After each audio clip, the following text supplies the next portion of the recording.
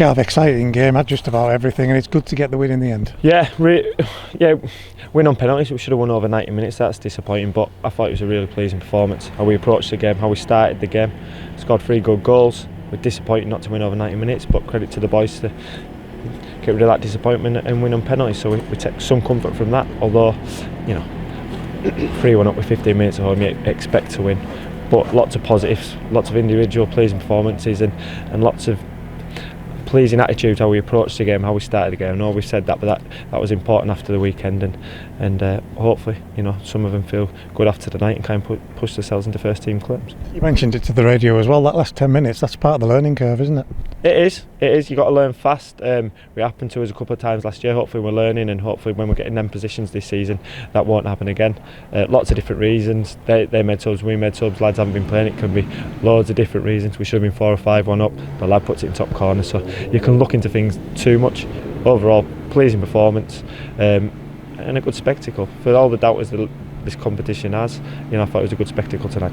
From our point of view, 3 good goals that we scored for different reasons. Yeah, and different goal scorers, so they'll take stuff from that, and that we've got goals, and we do believe we've got goals right through the squad, not just in the starting 11 tonight, starting 11 from Saturday, but right through the squad, and they showed that tonight. And like I say, the ones that scored tonight will take confidence from it. And Manny and Taylor, first senior goals, what a lot that'll mean to them boys. Yeah, they won't sleep tonight. The adrenaline will be going. They've won on penalties, they've scored, so they'll feel good.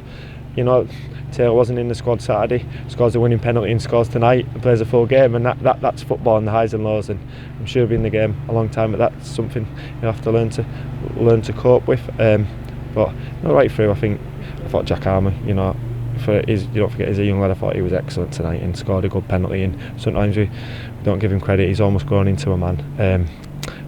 Right through, pleasing. And Lucas, he came to us with a bit of a reputation for penalties. He stood that up tonight. He has, yeah. You could see he was excited. He's the only one that was delighted. He got to 3-3. I think he told John to dive in, so he went to penalties. But no, I thought he made a couple of good saves first half as well. He looked assured. His distribution was good. And he has.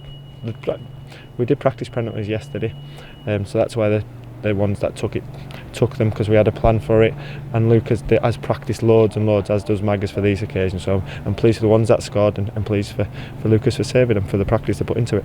A lot of fans have a lot of reasons why they don't like this competition. I don't think we'd argue with any of them, but the fact of the matter is we have to play it, and this is a chance to go all the way to a final. I've just said, there's only 2 you can win the league or potentially win this cup, so I'm desperate to do it. Would we like to go to Wembley too? Right, we would. We know the league's the most important. We know we'd swap tonight's result, for Saturday, but it is what it is. We've bounced back well after Saturday's disappointment with a really positive on the front foot performance, and I thought we started really well and showed that we were disappointed. We wanted to show the fans we wanted to put it right tonight. Whatever happens between now and 11 o'clock, the transfer window is what it is. But just on that, Gav, just as somebody who's worked in football all your life, how do you feel about these transfer windows? Are they false economies, or do you wish they weren't here? It is. Well, it's good and bad, isn't it? It's funny how it all builds in. Every club's the same. Everything's people hold, and then it gets that last day, and everyone starts, trying to do a bit of wheeling and dealing. So, yeah, it's interesting. It's quite draining at times, but you kind of love it as well. So it's part of the fun. And when you get new lads in, as you have with Gibson and Kelvin, that's good. That's the good side of it. Yeah, and it energise the group, because it keeps people on the toes. Everyone's looking, do they play my position, do they not? Hopefully that ups everyone's game, and there'll be two good additions. I've heard you answer the question already about Jimmy. When he's not on the team sheet, it's transfer deadline day. We all read things into it, but no, he's around now. He's just been in the dressing room there congratulating the lads. Thanks for your time.